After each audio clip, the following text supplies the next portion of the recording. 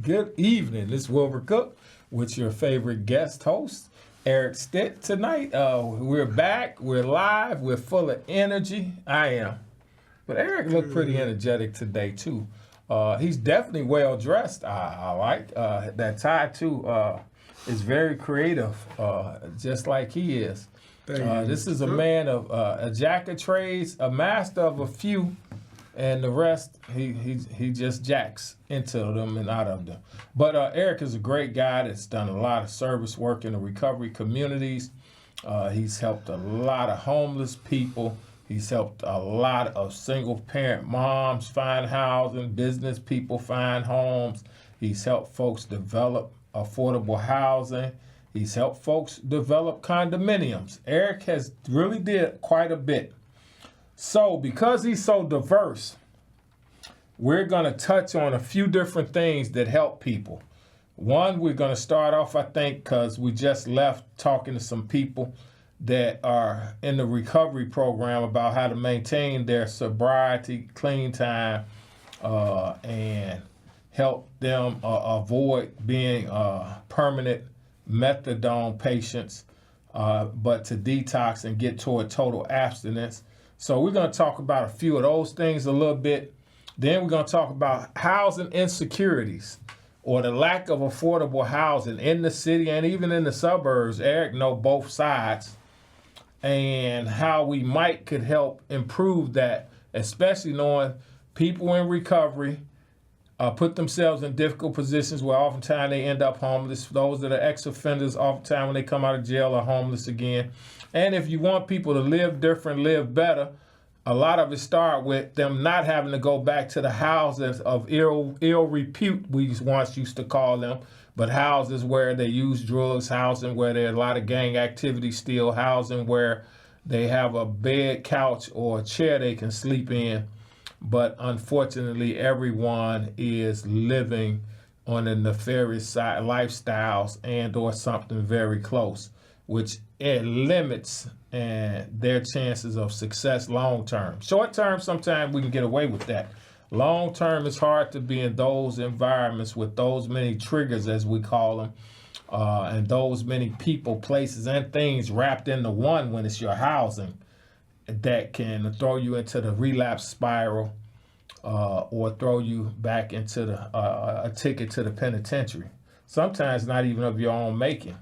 If you're around people doing illegal activity and the police come through, they usually take all the people around, especially if you might have had a criminal record. But oftentimes if you're in a house where they're coming after people, sometimes they go after just those individuals, and oftentimes they will grab some of everybody in the house, especially if they already have priors. All right, so first, Eric, we're going to let you talk about what are some of the important features you find that help beginners in their recovery and the process of recovery. And I'll let you start off talking about based on total abstinence principles, and then I'll segue a little bit on, when they are methadone and risk reduction from our great counselor, Bobby Joe Alexander, who was great at helping people detox from methadone.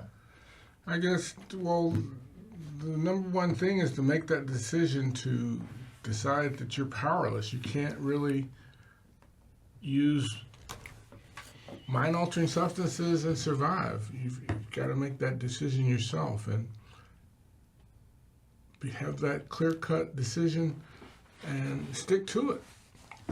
You got to surrender, actually, which is the number one personal thing that you have to come up with yourself. And find some folks, find some support, like organizations like a Hand Up Recovery Home. Find some 12-step meetings. Find some good things, people, resources. Reach out to people. Reach out to organizations, the community. We're social. And then, housing is healthcare. Without a place to take a shower, without a place to eat, So to get that nourishment for your body, it's almost impossible to survive. So it's really a blessing for organizations to survive and thrive, and I'm just grateful that God helped me to handle recovery and to help other folks. Eric, what are some of the main recovery clubs you advise people to go to, and some of the main meeting hours where they can find meetings? Unfortunately, after the pandemic, we lost some of a variety of daytime meetings and early morning meetings, but there are various ones still out there at various locations. Well, the Austin, Garfield area, it's close to downtown Chicago, so you got the Mustard Seed, you've got the West Section Club, you've got all kinds of, you've got facilities in Cicero, you've got facilities at Phoenix Recovery, you've got various, you've got Safe Haven, Haymarket. There's a multitude of, there's no reason. You've got on the south side, you've got Intervention 5701 Wood, so that you've got resources. Thank God for elected officials like Congressman Davis, who really helps recovery organizations. Definitely. Like LaShawn Ford, who really championed that Ban the Box initiative that helps people get jobs. You can't have housing if you don't have a job. And you can't have a job if you don't have somewhere to get the rest and nourishment that is necessary. Okay. All right, Eric, I know you've been very instrumental in helping quite a few people who's homeless find places to eat, hot meals, morning, noon, or evening. You've also helped people find various housing avenues. Would you like to share some of the places that still serve hot breakfasts on certain days, or hot lunches, and or a hot evening meal that's still out there? Of course, the Salvation Army, you've got Walls Memorial on, what is that, Jackson, Sacramento. Roughly. You've got Pacific Garden Mission. You've got facilities all over you've got churches, you've got Chicago Food Depository, and you've got food pantries at a bunch of churches and nonprofit organizations all over the area. So there's not a real need to be hungry out here in Chicago anymore. Not as great a need to stay hungry. Correct. Because people have reasons they end up hungry. I think the sad part I've realized, I work with a few people that really did not like food from food pantries.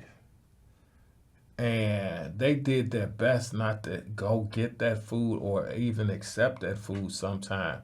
And I found that difficult, because what I often witness is, and they're in recovery, they're trying to have independent housing and not use their SSI to go into a nursing home or a rehab center, where they oftentimes take all their check and only give them $30. I think some folks get $50 now, even no matter what the value of their monthly SSI or SSA check is, and maintain some independence. But oftentimes they would then buy junk food at the neighborhood vendor and pay tax, what we call juice loan type prices, or street taxing. You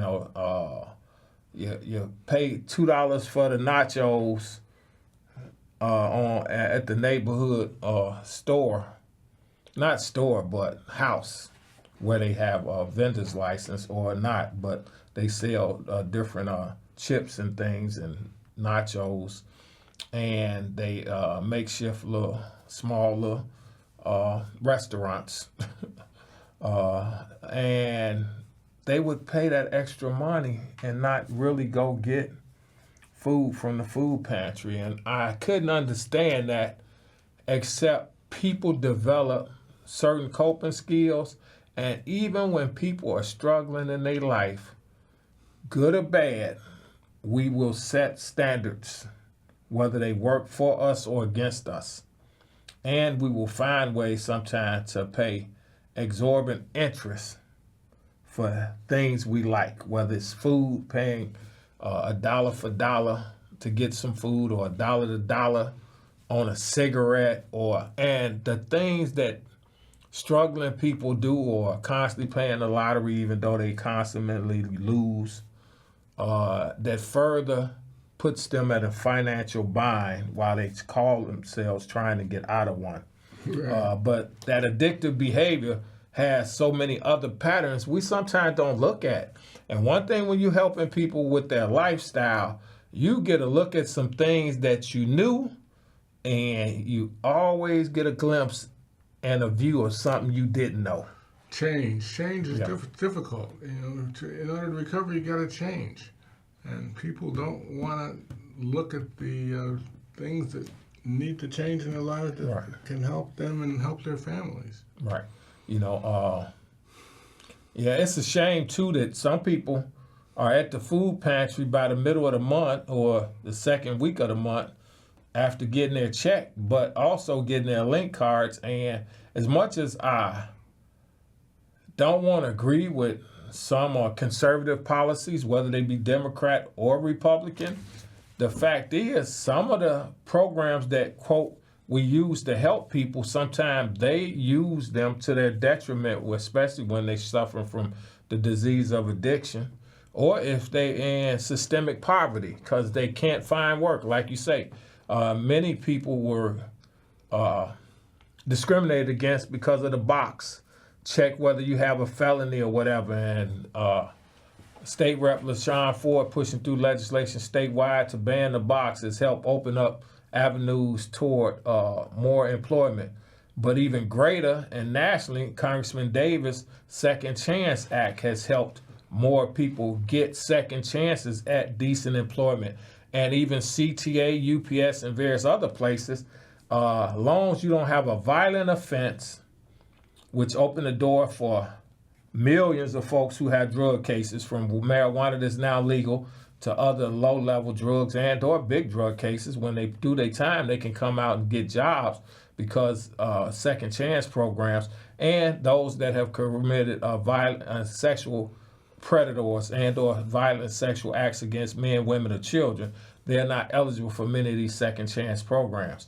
However, that leaves millions who are, even though there's probably a few 100,000 statewide or more that may not be eligible because of the nature of their crimes, probably considerable more violence, but also one way or another, whether it's against human beings and or against women or children. So, but those are some great avenues to help people turn their life around, but also trying to get them the information out into the community, which is not always so easy, especially right now in a climate where a lot of federal funds have been tied up through various changes in government. How do you feel about how we can help people access more second chance jobs, and some of the other agencies I didn't mention that give people second chances at jobs? Organizations like HSI, media like CAN TV, Chicago 21 Connects. Just grateful for media outlets. Yeah, definitely. This organization, all the different nonprofit shows, give Chicago residents so much knowledge. And what I like that I didn't value or believe was happening when I first started my first CAN TV show almost 18, 19 years ago, there are a lot of young people, teenagers and 10, 11-year-olds that will turn to these stations, and family members are going through these different issues and struggling, whether it's health, whether it's recovery, whether it's ex-offenders. They know that it might be mom struggling with that, or dad struggling with that, or a cousin struggling with that, or a sister or brother struggling with that. So they get resources from these TV shows, and I didn't even think they would stop and listen to CAN TV.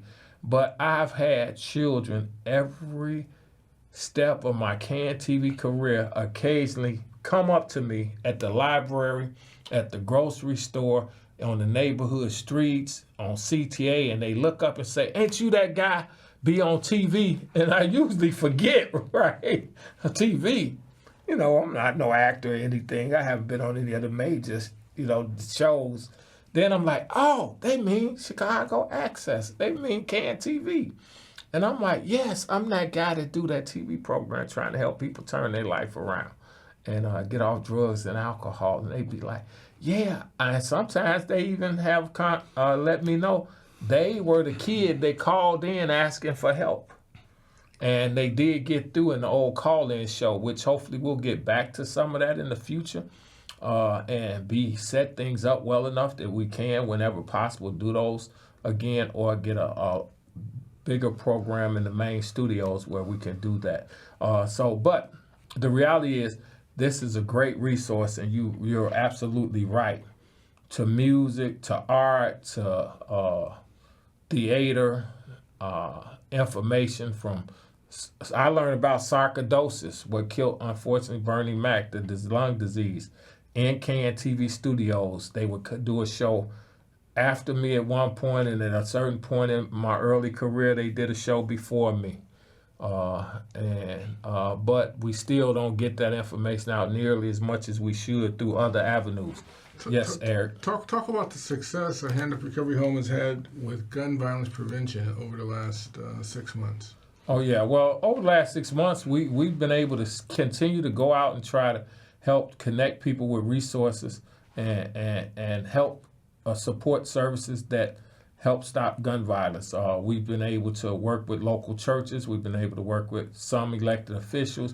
We've been able to help get the word out about various organizations like Metropolitan Family Services. That is a major hub for helping train people to do outreach work, victim crisis work, and to help get grants to other different groups, some of which you can, nonviolent, violence interrupters. T.O. Hardeman still has a group out there that gets funding, and we have a myriad of groups that's out there. Eclipse is a new one, Eclipse that's been doing a lot of good work in various levels. A lot of major organizations, HSI included, have nonviolent program segments. Lawndale Christian, their legal clinic, but they also have other people that go out and try to help deal with the shootings throughout North Lawndale. So we try to encourage, where we're not doing as much direct service as we once did because we don't have a grant. We try to make sure people know that there are people out there, and we advocate too that people get on the blocks before the next shooting. Don't keep waiting for the next shooting to show up talking about, can we help you? Or talking about, we're here to help stop the violence. Some of these neighborhood blocks we know before they happen. We're for advocating that we don't have 30 people around the grill, but like we used to do, you set up the place where you're giving out the food, but then you dispatch 2 people one side of the street, 2 people one side of the street going east, 2 people on each side of the street going west, 2 people on each side of the street going south, 2 people going in, and then you keep your other 3 or 4 people at the station where you can direct people. They can go get food, snack, and they can pick up literature about other organizations, or scan the QR codes to other organizations that can give mental health services, emotional health services, can give job opportunities, can give job training. So we continue to do that. Matter of fact, our next major event will be the 10th of August at Character Centenary's Reverend Blue Jean Day, where they do church out on 15th Street in Holman, right outside the church. And we'll be there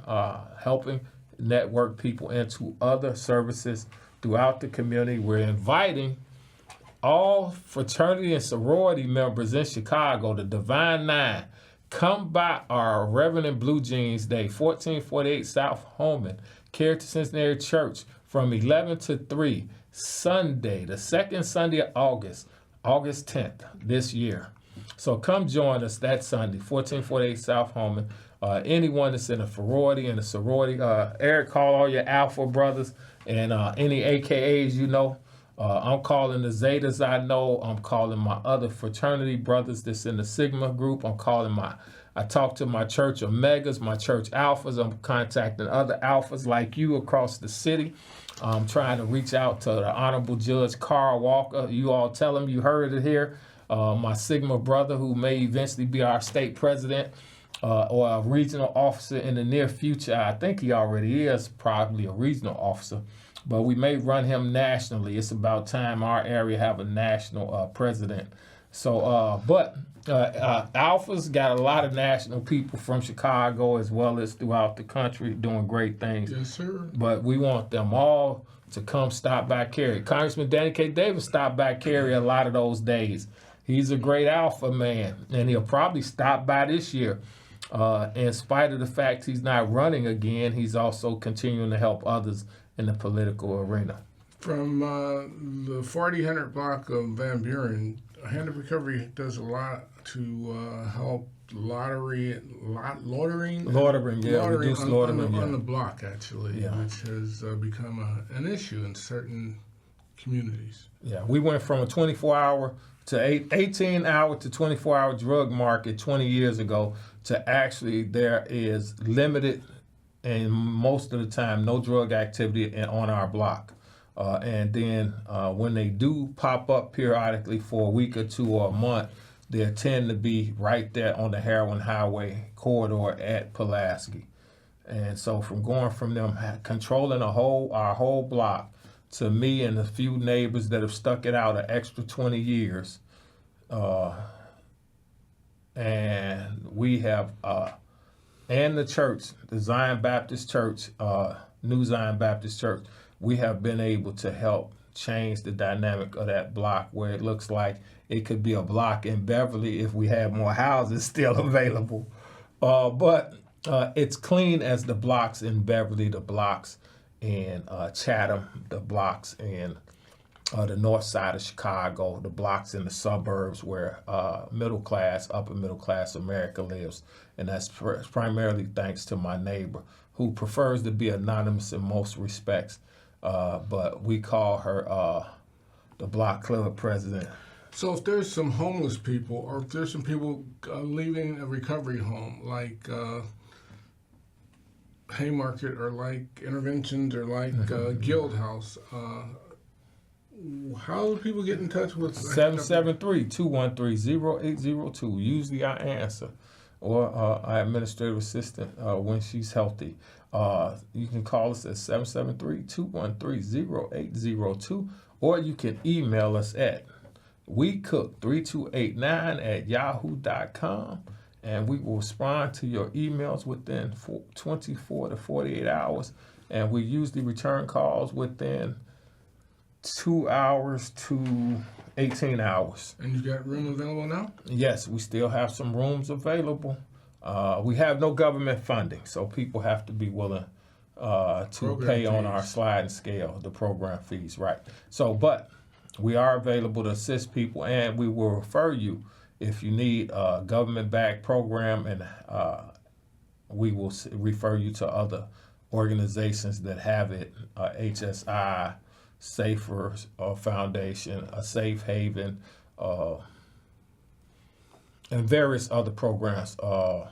Gateway Foundation still has some subsidized housing, and even I think Phoenix has some subsidized housing, but they also have some fee-for-service housing too.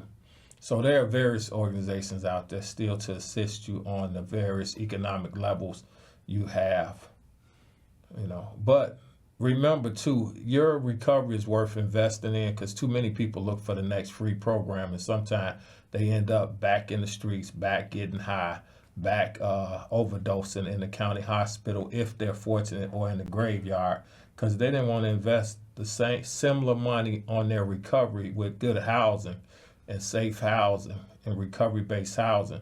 Unfortunately, though, they spent a few $100s that killed them or caused them to end up ODing on them drugs again. So invest in your recovery so that you can stay alive instead of investing in your death and demise. Amen. All right. Thanks. Thank you. Peace out. Go in peace. Be blessed.